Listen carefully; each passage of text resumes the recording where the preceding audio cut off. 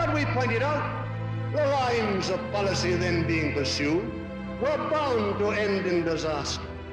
They talked of what they called multiracialism, which was simply a universal mix-up. Take humanity, put it in a bag, shake it together, and heaven knows what would come out. They wanted to get rid of what existed, all the little gray people of the world who hate the beautiful diversity of human development. They always want to get rid of the natural, the noble, and the beautiful. They wanted to get rid of it. They wanted to make all nature as gray as themselves. It was their deep instinct. We were always opposed to that. We said, no, it won't work, and it's undesirable that it should work. We can live in peace and friendship side by side in separate nations and separate developments, but we cannot have the mix-up of peoples and races who are widely different and divergent. It will lead to nothing but trouble. It will lead to nothing but trouble. This policy of mixture, what does it really mean? It doesn't mean freedom. It doesn't mean brotherhood or any of the cant and humbug which is taught. That is just the mask for some of the vilest forces on earth to exploit the peoples in the future as they have done in the past. Every one of us in this hall was old enough to see before the war. Every one of you know what happened.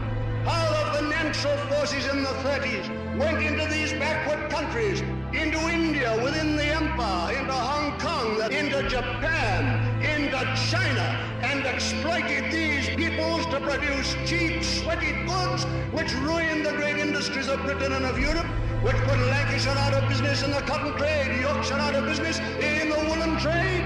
And these poor devils of coolies were exploited for a wage of a few shillings a week. For what purpose? To enable the City of London and Wall Street, New York, to make fatter profits by sweating them and helping us.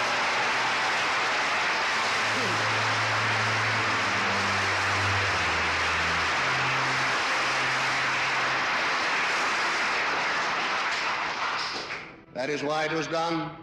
That was the whole purpose. And with what result? China thrown into the arms of communism. The largest population in the world simply tossed as a present to communism. Because if you treat people like that, it's the only possible result. If there's no one to save them, no one to help them, and they've simply been ground into poverty and sweating and exploitation, what can you expect except they go communist as they did? And all these countries which have been exploited, thrown and tossed aside by finance, and now becoming the victims of communism. So finance seeks fresh fields of exploitation. Where do they turn? When the old people are exhausted.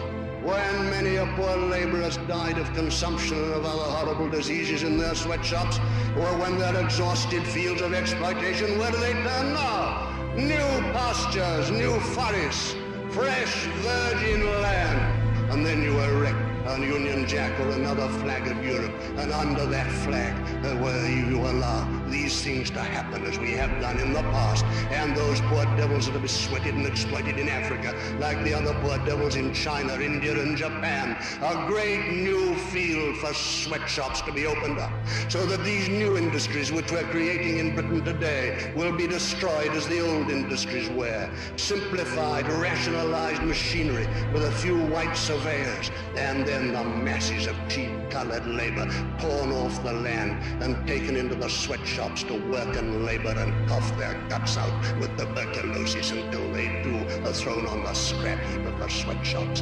Is that worthy of Britain? Is that to be the future of Europe?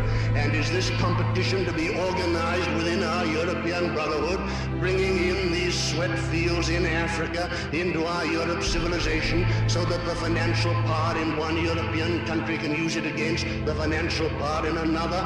All the great financial central power of the world, now shifted from the City of London to Wall Street, New York, shall be able, on the mass of money, of wealth, and of power which it brings to it, again and again to exert its influence in politics, until, as you see today, it is childish nonsense to say that a British government rules Britain. It's nothing to do with British government or the British people. The government of the world is the financial